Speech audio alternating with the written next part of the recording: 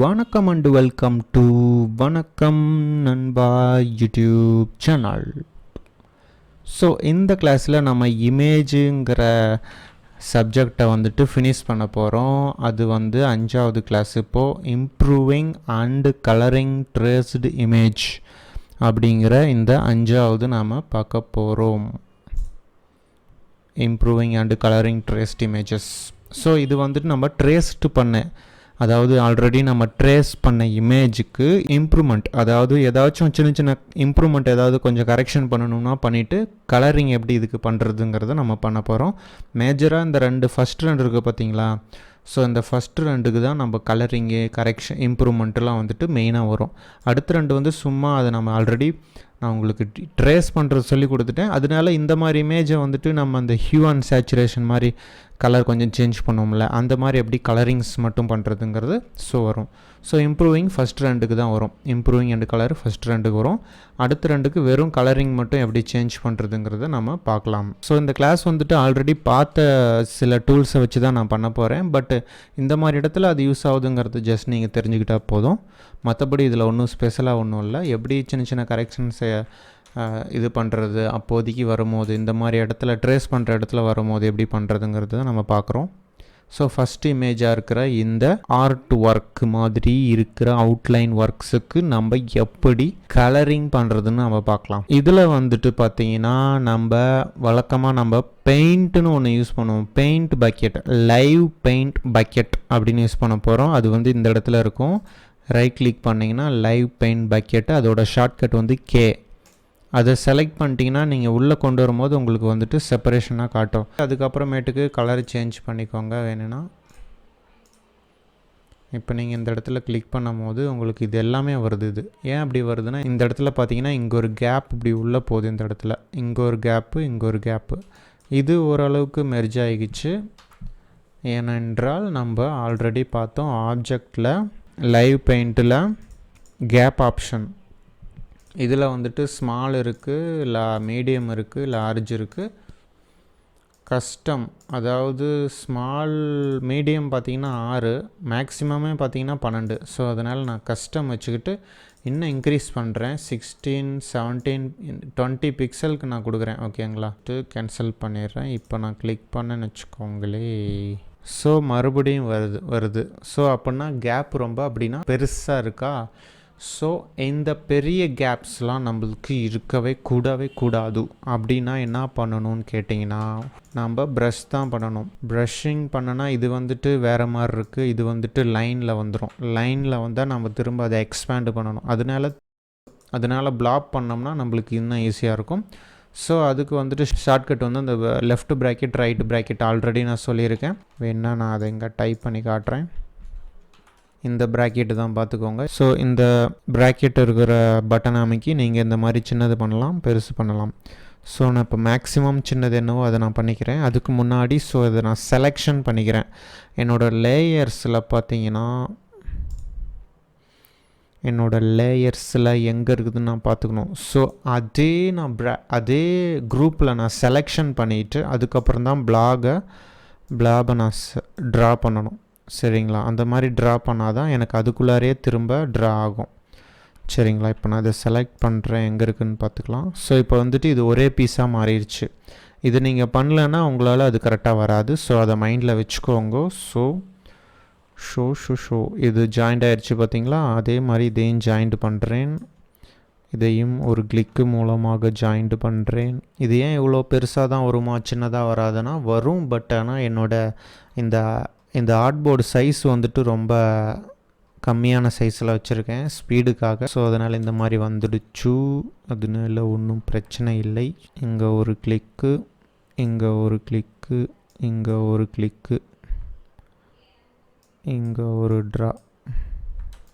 அசிங்கமாக தான் இருக்கும். ஸோ நீங்கள் பெரிய ஆர்ட்போர்டெலாம் வச்சுருந்தீங்கன்னா உங்களுக்கு இந்த மாதிரி பிரச்சனைஸ் வராது. ஒன்றும் பிரச்சனை இல்லை. இப்போ நான் இதை செலக்ட் பண்ணேன்னா எனக்கு தெரிஞ்சிடும் எங்கெல்லாம் கேப் இருக்குதுன்ட்டு. ஓகே, இதையும் ஒரு கிளிக் பண்ணிவிடுவோம். இப்போ நம்ம செலக்ட் பண்ணிடலாம். லைவ் பெயிண்ட் பக்கெட்டுக்கு போயிடலாம்.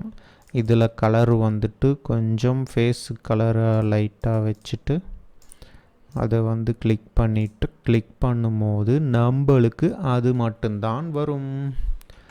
நான் இந்த கலர் வைக்கலையேப்பா. இந்த இதை கிளிக் பண்ணிக்கலாங்க. கிளிக் பண்ணிவிட்டு உங்களோட கீபோர்டில் நீங்கள் மாற்றும் போது உங்களுக்கு கலர்ஸ் வரும். அதில் உங்களுக்கு ஓகேங்கிற கலரை நீங்கள் வச்சுக்கிட்டு தாராளமாக கிளிக் பண்ணலாம். எப்படி கண்ணாடிக்கு என்ன கலரு இந்த இடத்துல இருக்குது பார்த்தீங்களா? இந்த பட்டன் கிளிக் பண்ணிங்கன்னா உங்களுக்கு ஏரோ மேலே உங்களுடைய மவுஸ் மேலே அந்த 3 பாயிண்ட்ஸ் வந்துடும். அதுக்கப்புறம் நீங்கள் சேஞ்ச் பண்ணி கண்ணாடிக்கு கலர் கொடுக்கலாம். ப்ளூ கலர்ஸ் கொடுக்கலாம். கண்ணும் சேர்த்து தான் தெரியாது, ஏன்னா வந்துட்டு கண் ஒயிட்டாக எப்படி தெரியும்? கண்ணாடி போட்டிருந்தா கண்ணாடி ப்ளூ கலர்னால் ப்ளூ கலர் தான், வேறு எந்த கலரும் கிடையாது. ஓகே, கழுத்துக்கு என்ன கலர் கொடுக்கலாம்? இந்த கலர் கொடுப்போம். கருவண்டு பையன். தலைமுடி ஓரளவுக்கு ரொம்ப இல்லாமல் லைட்டாக. மூஞ்சிங்க ஒன்று கொஞ்சம் விட்டுட்டேன். ஸோ நான் பேக் போயிட்டு அதே கலரை எடுத்து நான் அதை போட்டாகணும்.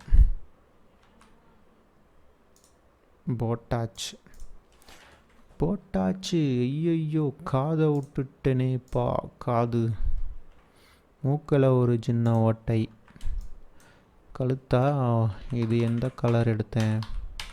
சேஞ்ச் பண்ணி கொண்டு வந்தாச்சு கலரு. அப்படி இல்லைனா கூட இன்னொரு ஆப்ஷன் இருக்குது. நீங்கள் கலரை தொலைவ தேவையில்ல. கலரு இப்போ பார்த்தீங்கன்னா அந்த ப்ளூ கலர் இங்கே இருக்குதா, இதை நான் தொலைவிக்கிட்டு இருக்க தேவையில்ல. ரைட்டர் ஒன்றா கிளிக் பண்ணி தொலைவ தேவையில்ல. உங்களோட கீபோர்டில் ஆல்ட் அமைக்கி கிளிக் பண்ணிங்கன்னா உங்களுக்கு செலெக்ஷன் ஆயிரும். அதுக்கப்புறம் நீங்கள் கிளிக் பண்ணிக்கலாம். எப்படி எல்லாத்துக்கும் ஷார்ட்கட் வச்சுருப்போம். ஆல்ட் அமைக்கி கிளிக் பண்ணிட்டு போயிட்டே இருங்க. இப்போது இந்த டயக்ராம் பார்க்குறதுக்கு கேவலமாக இருந்தாலும் இந்த டெக்னிக்கை கண்டுபிடிச்சிருப்பீங்க. இந்த டெக்னிக்கு நடுவில் ஜாயிண்ட் ஆகிறது வந்துட்டு வாட்டர் இருந்துச்சுன்னா கலர் வந்துட்டு வெளியே போகும். அது எப்படின்னு பார்த்துக்கோங்க. அது வந்துட்டு வாட்டர் சின்னதாகிற பட்சத்தில் நீங்கள் ஆப்ஜெக்டில் போயிட்டு லைவ் பெயிண்டில் போயிட்டு கேப் ஆப்ஷன் போயிட்டு நீங்கள் லார்ஜ் வச்சா கூட போதும், 12 வரும். அந்த மாதிரி நீங்கள் வச்சு கிளிக் பண்ணும்போது பிரச்சனை வராது. ஓகே, இப்போது ஃபஸ்ட்டு டயக்ராம் முடிஞ்சாச்சு. அடுத்த டயக்ராம் போகலாம். இதுக்கு பக்கெட்டு தேவையில்ல. அப்படியே செலக்ட் பண்ணி அப்படியே டபுள் கிளிக் பண்ணிவிட்டு பச்சை கலர் ஜிங்குச்சான்னு கிளிக் பண்ணிட்டு போயிட்டே இருக்கலாம். இப்போது இந்த பச்சை கலரு வந்து இன்னும் கொஞ்சம் டார்க்கு பண்ணுவோம். ஓகே, இப்போது இதில் வந்துட்டு என்ன பண்ண போகிறோம்னா இம்ப்ரூவிங் பண்ண போகிறோம். கலரிங் பண்ணியாச்சு, இம்ப்ரூவிங் தான் இதில் மெயினாக பண்ண போகிறோம். ஸோ அந்த இம்ப்ரூவிங் இந்த டைரக்ட் செலெக்ஷன் டூல் இருக்குது பார்த்தீங்களா? இந்த டைரக்ட் செலெக்ஷன் டூலை செலக்ட் பண்ணும்போது உங்களுக்கு சில பாயிண்ட்ஸ் வரும். நீங்கள் அதை வச்சு மூக்கை வந்து ஒலிக்கி விடலாம், இல்லை வந்து இப்படி இழுத்து விடலாம். ஸோ இந்த மாதிரி டீட்டெயிலிங்ஸ்லாம் கொடுக்கலாம். அதுக்கப்புறம் பென் டூல்ஸ் இருக்கும். பென்ஸ், அந்த பென் இந்த லைன் மேலே வச்சிங்கன்னா இந்த லைன் மேலே ஒரு கிளிக் பண்ணினீங்கன்னா உங்களுக்கு எக்ஸ்ட்ரா பாயிண்ட்ஸ் வந்துடும். அதுக்கப்புறம் அந்த டைரக்ட் செலெக்ஷன் டூலை வச்சு செலக்ட் பண்ணிவிட்டு இந்த பாயிண்ட்டை பிடிச்சி இழுத்திங்கன்னா வாய் ஆயிரும். இந்த மாதிரி தான் வருது பாயிண்ட்டாக. ஏன்னா நம்மளுடைய ஆர்ட் போர்டு சின்னது, அவ்வளோதான். இந்த டைரக்ட் செலெக்ஷன் டூலில் அது வந்துட்டு உங்களால் கரெக்டாக இந்த மாதிரி எல்லா பாயிண்ட்டையும் செலக்ட் பண்ண முடியலன்னா அதுக்கு கீழே இன்னொரு ஆப்ஷன் இருக்குது, லாஸோ டூல். அந்த லாஸோ டூலை வச்சு கிறுக்கா முறுக்கான்னு பண்ணிங்கன்னா உங்களுக்கு கரெக்டாக உங்களுக்கு செலக்ட் ஆகும். இந்த மாதிரி உங்களுக்கு ஒரு வேளை கிறுக்கா முறுக்கான்னு இருந்துச்சுன்னா நீங்கள் ஸ்மூத் டூலை கூட வச்சு இது பண்ணலாம். இது எல்லாமே ஆல்ரெடி பார்த்தது தான், இருந்தாலும் நான் உங்களுக்கு சும்மா சொல்கிறேன், அவ்வளோதான். ஸ்மூத் டூலை வச்சு இந்த மாதிரி நீங்கள் ஸ்மூத் பண்ணுறதன் மூலமாக உங்களுக்கு கிட்டும். உங்களுக்கு பாயிண்ட்ஸ் அதிகமாக இருக்கா, பாயிண்ட்ஸை குறைக்கணுமா, அதுக்கும் எங்ககிட்ட வழி இருக்குது. அப்படியே செலெக்ஷன்லேயே வச்சுக்கிட்டு ஆப்ஜெக்டில் போயிட்டு பேத்தில் போயிட்டு அதில் சிம்பிளிஃபை, இது நம்ம ஆல்ரெடி பார்த்தது தான். இப்போ நான் ப்ரிவ்யூ செலக்ட் பண்ணி வச்சுக்கிறேன். எவ்வளோ கேவலமாகுது பார்த்தீங்களா? ஸ்ட்ரைட் லைன் கொடுத்ததுக்கப்புறம் ஓகே ஆயிடுச்சு. இங்கெல்லாம் பாயிண்ட்ஸ் கம்மியாக இருக்குது, கரெக்டாக தான் இருக்குது. கரெக்டாக இருக்கும்போது நம்மளுக்கு என்ன பிரச்சனை? ஓகே கொடுத்துடுங்கோள், அவ்வளோதான். மிச்சம் இருக்கிற பாயிண்ட்ஸ் எல்லாம் ஒன்றும் பிரச்சனை இல்லை, அது ஒன்றும் ப்ராப்ளம் இல்லை. வேணும்னா வேணான்னு சொன்னீங்கன்னா நீங்கள் லாஸோ டூவில் நீங்கள் செலக்ட் பண்ணிட்டு டெலீட் பண்ணால் போயிடும். இப்போது மேலே இருக்கிற கொடையை பார்த்தீங்கன்னா கேவலமாக இருக்குது. இந்த இடத்துல இந்த ஸ்மூத் கண்டிப்பாக வேலை செய்யும். ஓகே, இதில் ஸ்மூத் டூலை இப்போ நம்ம செலக்ட் பண்ணியாச்சு. இப்போ நம்ம இதை இழுக்கும் போது ஓரளவுக்கு நமக்கு ஸ்மூத் கிடைக்கும். பாயிண்ட்டும் கொஞ்சம் கம்மியாயிரும்.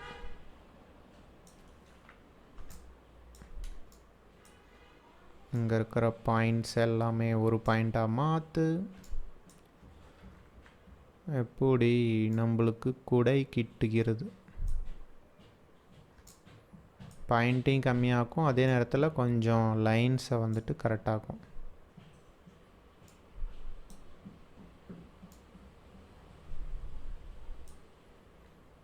அவ்வளோதான். எப்படி லைனை நேராக்குச்சு பார்த்தீங்களா? ஸோ இதுதான் கரெக்ஷன், இம்ப்ரூவிங். கால் பார்த்தீங்கன்னா இந்த மாதிரி கிறுக்கா முறுக்கான்னு இருக்குதா? இதை வந்துட்டு செலெக்ஷன் லாசோ டூலில் வந்துருச்சா? இதை வந்துட்டு ஸ்மூத் டூலில் போட்டு இந்த மாதிரி இழுத்திங்கன்னா உங்களுக்கு இது ஸ்ட்ரைட் ஆயிரும்.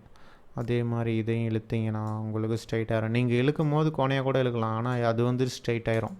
ஸோ அது வந்து ஆட்டோமேட்டிக்ஸாக ஸ்ட்ரைட் லைனாக எடுத்துக்கும். ஸோ இங்கே பார்த்தீங்களா, கிறுக்கா முறுக்காஸ்ன்னு போட்டால் கூட நம்மளுக்கு ஸ்ட்ரைட் லைன் எடுத்துக்குது. நிறையா பாயிண்ட்ஸ் கூட ஒரே பாயிண்ட்ஸாக மாற்றுது. ஆனால் இந்த மாதிரி இடத்துல போட்டிங்கன்னா உங்களுக்கு மூஞ்சி காணாமல் போகிறதுக்கு சான்ஸ் இருக்குது. வாவ், பாயிண்ட்டு குறைச்சிருக்குது, பரவாயில்ல. ஓகே, ரெண்டாவது டயக்ராம் வச்சு நம்ம இம்ப்ரூவிங் அண்டு கலரிங் பார்த்தாச்சு. அவ்வளோதான், மெயினாக பார்க்க வேண்டியது நம்ம பார்த்தாச்சு. மூணாவது பார்த்திங்கன்னா கலர் கரெக்ஷன்ஸ் வந்துட்டு இன்னொன்று பண்ண போகிறோம். அது இதுலேயே ஃபஸ்ட் இமேஜ்லேயே நான் பண்ணி காட்டுறேன். இதை நான் செலெக்ஷன் பண்ணிவிட்டு இங்கே ஒரு இந்த கலர் இருக்குது பார்த்தீங்களா, ரீகலர் ஆர்ட் ஒர்க்னு இருக்குது பார்த்தீங்களா, அதை கிளிக் பண்ணுங்கள். ஸோ இந்த மாதிரி உங்களுக்கு ஓப்பன் ஆகும். அங்கே என்னென்ன கலர் இருக்குதோ அதுதான் வரும், பிளாக்கு, ப்ளூவு, இந்த லைட்டு. ஸோ அங்கே என்னெல்லாம் கலர் இருக்குதோ அதெல்லாம் இங்கே வந்துருக்குதா. இப்போது இந்த கலரை வந்துட்டு நம்ம ஸ்வாப் பண்ணலாம். ஸ்வாப்ஸ், ஏதாவது இந்த ஆரோ கிளிக் பண்ணிங்கன்னா உங்களுக்கு வேறு நிறைய கலர்ஸ் வரும். எப்படி, இதெல்லாம் இன்னொரு கிளாஸில் நம்ம பார்த்துருக்கோம், ரீகலர் ஆர்ட் ஒர்க்குன்னு சொல்லிட்டு. ஸோ இப்போ பிரைட் கலர் கொடுத்து பார்ப்போம். இது எப்படி இருக்குது, பேய் மாதிரி. இந்த லைட் கலரே கொடுத்துருவோம். ஓகே, இப்போ நான் அசைனில் இருக்குது. இப்போ நான் எடிட்டுக்கு போகிறேன். எடிட்டுக்கு போனால் இந்த மாதிரி மாறிடும். இப்போ நான் இதை வச்சு கிளிக் பண்ணும் போது எனக்கு கிளிக் பண்ணி இப்படி நவுத்தும் போது அடுத்த கலருக்கு எனக்கு அப்படியே மாறிடும். ஹியூ அண்ட் சேச்சுரேஷன் உங்களுக்கு தெரியும், அந்த மாதிரி எல்லாமே அந்த கலருக்கு ஏற்ற மாதிரி தான் வரும். இதை வந்து மேலே தூக்கிக்கலாம். இப்போ இது பார்த்திங்கன்னா லாக்கு லிங்க்கில் தான் இருக்குது. அன்லிங்க்னால் இப்போ நம்ம தனித்தனியாக நம்ம இப்போ மாற்றலாம். அன்லிங்க் பண்ணிங்கன்னா என்ன ஆகுனா, ஒரு பீஸும் இங்கே தனித்தனி கலராக சேஞ்ச் பண்ணுறதுக்கு உங்களுக்கு யூஸ் ஆகும். இது வந்துட்டு சூப்பராக இருக்கும். ஏன்னா நீங்கள் இங்கே கண்டபடி நீங்கள் கலரை செலக்ட் பண்ணிட்டு அப்போ நீங்கள் யோசிச்சு பண்ண தேவையில்ல. யோசிச்சு பண்ணாமல் ஏதோ ஒரு கலர் வேறு கலரை கிளிக் பண்ணிவிட்டு இங்கே வந்து நீங்கள் சக்குன்னு உங்களுக்கு பிடிச்ச கலரை மாற்றலாம். இது கண்ணாடின்னு தெரிஞ்சிருச்சு, அப்படியே லைட் கலராக வச்சிடலாம். இது வந்து ஃபேஸ்னு தெரிஞ்சிருச்சு உங்களுக்கு. இந்த மாதிரி ஃபேஸ் கலரை லைட்டாக ஃபேஸ் கலர் வச்சிடலாம். இது ப்ரௌன் கலர் தலைக்குன்னு தெரிஞ்சிருச்சு, கொஞ்சம் நல்லா டார்க் ஆக்கிக்கலாம். இன்னும் டார்க் போகணுன்னா மேலே போகலாம். ப்ளூ டார்க்னாலும் சரி, இல்லை இந்தாண்ட வந்தாலும் சரி, ப்ளூ கலர் கூட நல்லா இருக்குது. அடுத்தது இது பார்த்திங்கன்னா இது எங்கேயுமே இல்லை, எங்கன்னு தெரியலை. இது வந்து கழுத்து கலரு, கொஞ்சம் அப்படியே இதுக்கு நேராக கொண்டு போயிடலாம்.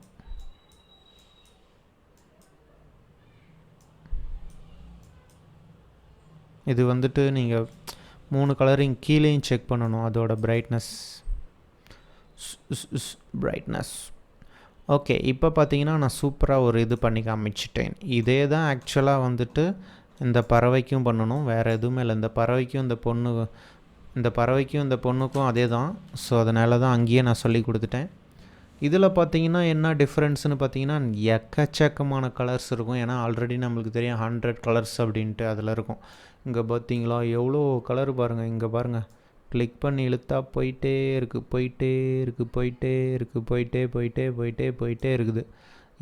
இதில் காட்டுறத விட எடிட்டில் போய் காட்டுறேன் பாருங்கள். இங்கே பார்த்தீங்களா கொசன்னு.